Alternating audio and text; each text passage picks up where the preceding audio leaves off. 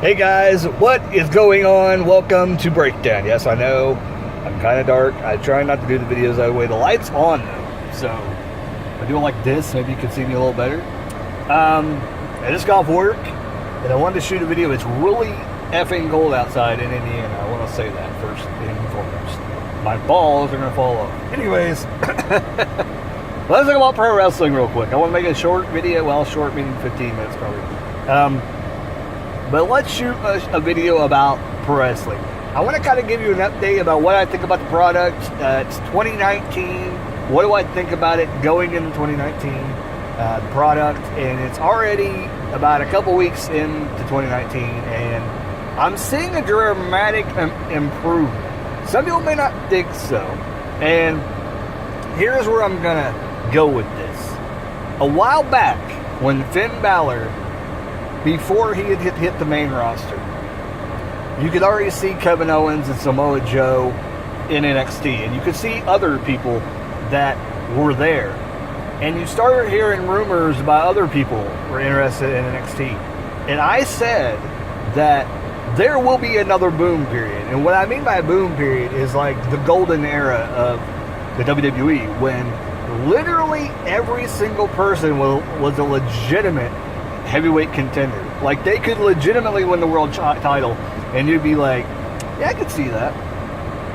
And what's going on right now? Literally, everybody almost on the rosters could be a heavyweight champion, and legitimately you would believe it, if booked properly. So, in a sense, we're almost there. We're almost to the boom period. Now we just got to start having really good, consistent matches all the time. And we're pretty good. I mean, people got to agree we're to about one really good match every single show. Raw's kind of slacking now lately, but I think we're getting there. I think what it's going to take is some moving and shaking happening. Probably after WrestleMania, they'll hit the reset button, and I'm assuming they're going to do another shakeup. Last year, I think they waited a couple of years when they did the last shakeup, but really it should be every year. If they need to do a shakeup or move a couple people around, they should just do it. I don't think a shakeup every single year would be necessary, but if they want to keep it fresh and exciting, I think that might be something that they need to start doing. Just every year, have a lottery draft, and certain people get swapped to the other show. I mean, we all know it's storyline purpose. It's not going to be really a lottery pick. It's going to be who they think they should move to the other roster, so and so forth. One thing I do see happening, and it probably people have talked about this already a billion times, is that Almas and Selena Vega will probably go to Monday Night Raw, just because Aleister Black will probably go to Monday Night Raw. He's a big power guy. He's going to be hugely over and popular. If WWE doesn't see that, and if they're going to continue to make the same mistakes that they have been, then Almas will stay on SmackDown, and Aleister Black will go to SmackDown. I don't see that as being the smart choice. With Lesnar hopefully being out the door, I mean, that's my biggest thing ever, is that WWE needs to say goodbye to Lesnar. They don't need him anymore. Say thank you, part ways. But they just signed another contract, I think, with him, so I don't know what they see in him. I really don't. I honestly think that McMahon should know by now that Lesnar is no longer a draw. He's no longer draws ratings because he doesn't do anything on Monday Night Raw. If you really want to pop ratings, have Lesnar wrestle on Monday Night Raw. That's what they need to do, because I think that would draw ratings. This is honestly what they should do. If they're going to have Lesnar drop the title, do it before Mania, and have it happen like the night after the Royal Rumble, and have him come down there and drop it to somebody, and have him go on the challenge set at WrestleMania. I don't think it should be Braun. I don't think it should be Baron Corbin. I don't really know who it would be. Maybe somebody, I don't know if it would be Drew. I don't think that would be a legitimate cause either. I'm trying to think of a legitimate guy that could hold the world title going into WrestleMania. Maybe John Cena, but that would be kind of a lame way to win the title. But they could do it on Raw, and that would be a huge deal. I could see it being somebody kind of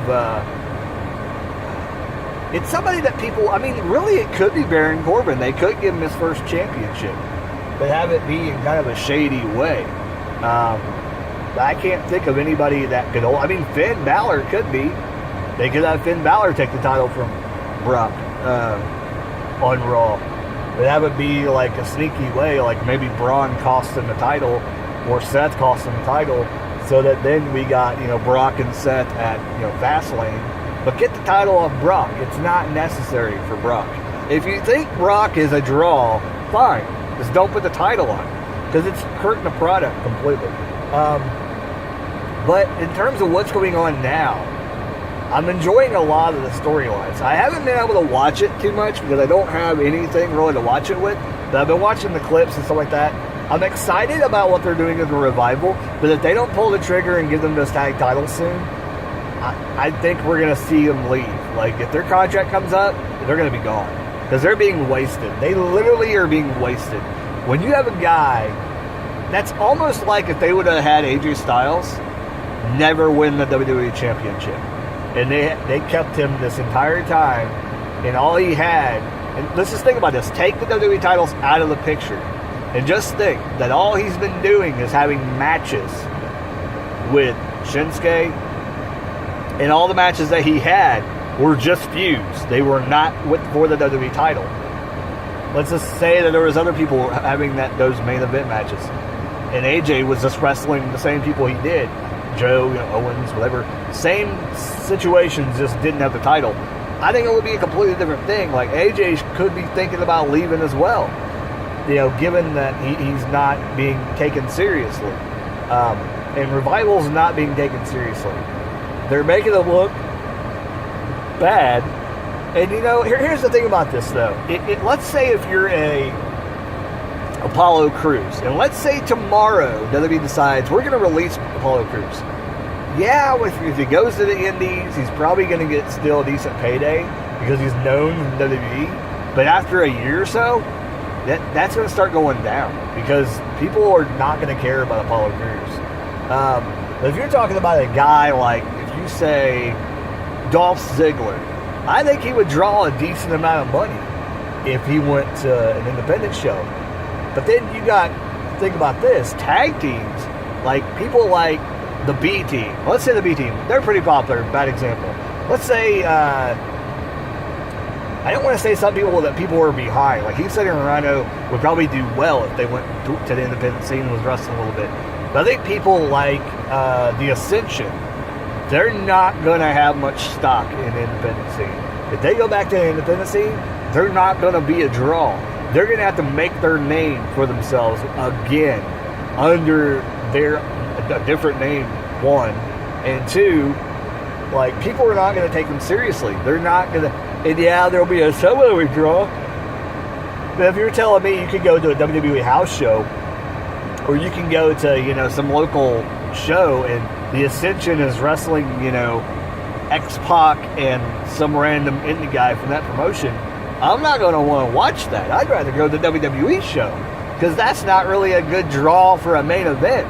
If that's the main event, then you got the Ascension coming in, wrestling X-Pac and some random person. That's not really a draw. But if you say that you got a house show, you're going to have all these other people on it. It's a bad example, but you get what I'm saying. Like, if they don't take care of the wrestlers, their value is going to drop. In Revival, I think that people know legitimately they are a good tag team. We've seen what they can do in NXT. We know what they can do. And WWE just fails to use them correctly every single time. And I'm not saying they have to have the tag team titles. They can just have good matches. I mean, they've had good matches lately with Gable and Rude. But it's just the fact that the two matches that they've had that are good does not outweigh all the other matches that they've jobbed to people like, the Authors of Pain and Lucha Party and all this other stuff, but they've lost a billion times. They lost to freaking the B Team, I think, one time, and Hardy and Wyatt. Hardy and Wyatt's legitimate. I can understand that because they're building them, and I understood that. But but they really didn't put on it. The match is okay, but it wasn't that great. But I mean, I don't know. It's rough to say where the tag team division is going to be at. I think by the end of 2019, tag team wrestling will be back on the map with WWE. SmackDown's always been ahead of the curve as far as tag team wrestling. We'll see where it goes at the end of 2019. I think by the end of 2019, we're going to see probably the Mighty is going to be on the main roster. Well, we don't know. Maybe not. Never mind. I forgot that guy didn't come back from Australia. Maybe Shane Thorne will end up on TV soon. But I know we have Heavy Machinery is going to be up really soon, and I don't know who else is going to be up soon. Maybe Street Profits. I don't know. Street Profits went back way down below NXT, so I don't know what's going on with that. It's kind of an experiment. I don't know if they're going to come back to NXT and keep them there for a while, or if they're eventually going to just bring them up, because they're kind of young, I think, so they got time to develop. So, but as far as the women, holy shit! I want to say this now. I don't think I've ever been this excited about a women's triple threat match this SmackDown this week. I was into that match.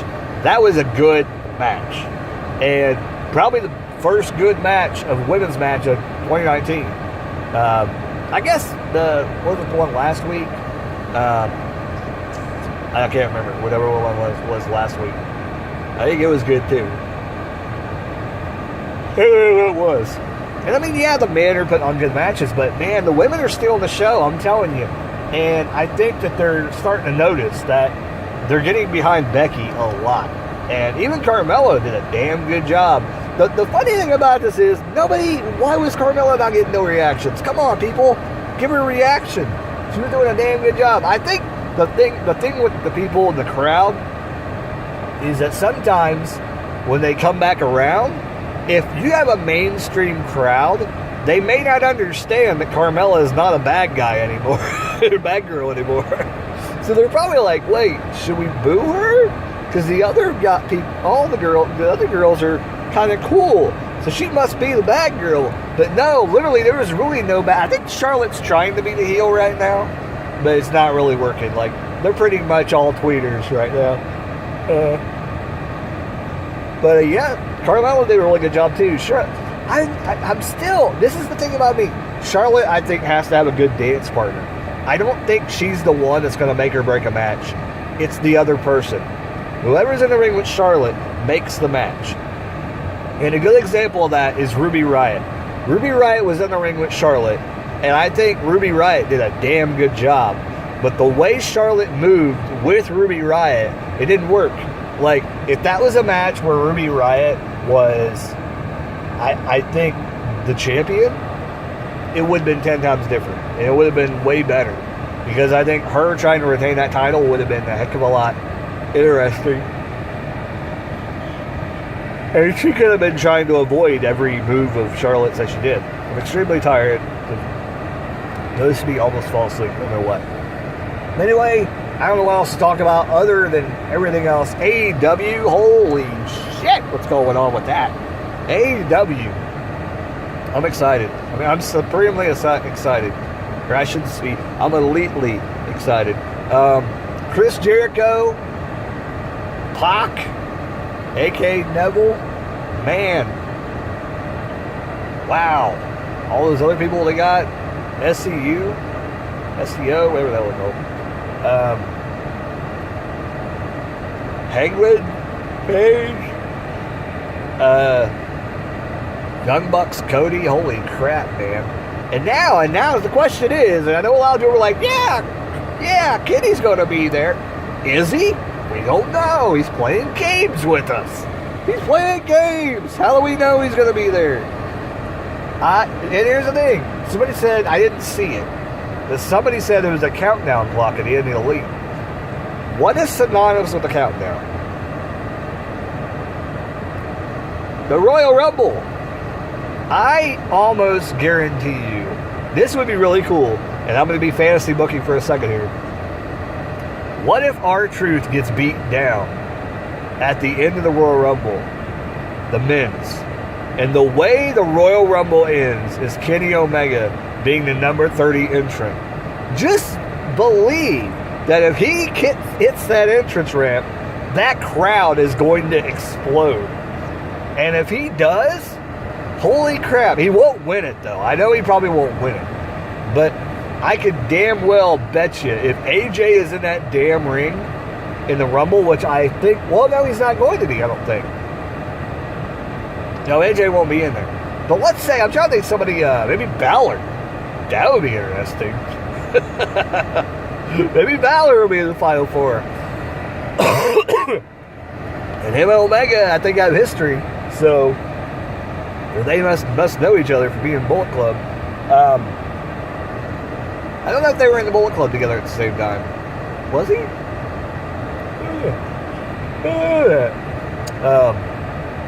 But you can just imagine what will happen if Omega shows up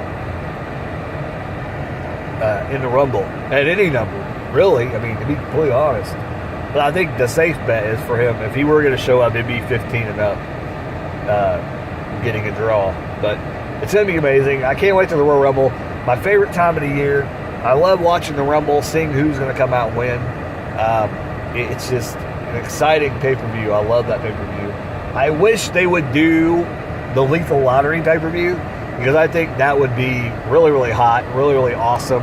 And if they legitimately did the Lethal Lottery, like I'm talking about no booking weird things, do the Lethal Lottery, it would be awesome. I think it would be awesome. And I know people are saying, oh, you've got to have men's, you got to have women's. Well, let's get away from that for a moment.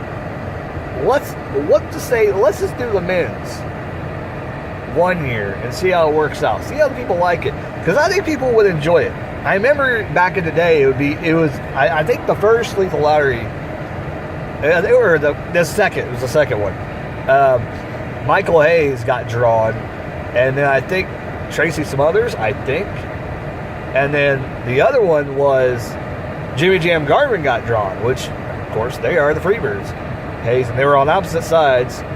And I'm trying to think who the other one was. I want to say like Mike Graham or something. Or it could have been the Patriot guy. But he didn't have the mask on yet. Chip or whatever his name was. It was somebody, but I know it wasn't anybody major. They both had a partner that was kind of like, man. One of them may have been Dustin, I thought. I can't remember. I don't know. But anyways, what matters is the Freebirds, Jimmy Jam Garvin and Hayes, were across the ring from each other. That's awesome. I mean, can you just imagine the first match of Lethal Lottery, if they had a current one, being Jimmy Uso and Sheamus taking on Jey Uso and Randy Orton? Wouldn't that be awesome? I think it'd be awesome. I think it'd be an awesome match. And then, or not Randy Orton, maybe it would be like Akira Tozawa. That'd be interesting. That'd be interesting.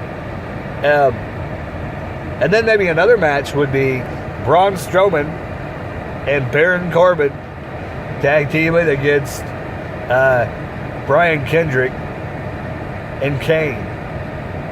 It'd be interesting. I'm telling you, it'd be an interesting thing to see, because the cool thing about this is, well, WCW, they would pull like some random people out of the air, but like you would all know who's going to be in it, but who they would end up tag teaming with, that would be the whole thing. And the whole thing at the end was, if you've never seen it before, is they have all these tag matches, all the participants get drawn, they have tag partners, they're divided them up evenly, who's going to be in the lottery. They have all the tag matches, and then they, and then all the winners end up in a battle royal at the end of the night. And I think what they did, I think Sting got one the first year. I think, or he might not have. But they did start giving out rings to the winner, because I think the first year Sting won. Second year, I want to say Luger won, but I could be wrong. I don't know who won the second year, but I know that Sting won the first one, and then later on, I think DDP won the very last Lethal Locker Room. And that was kind of cool. I don't remember seeing that one, but I think I need to go back and watch the one I haven't seen. Because I usually watch the one where Cactus Jack and Abdullah want to be partners like really bad.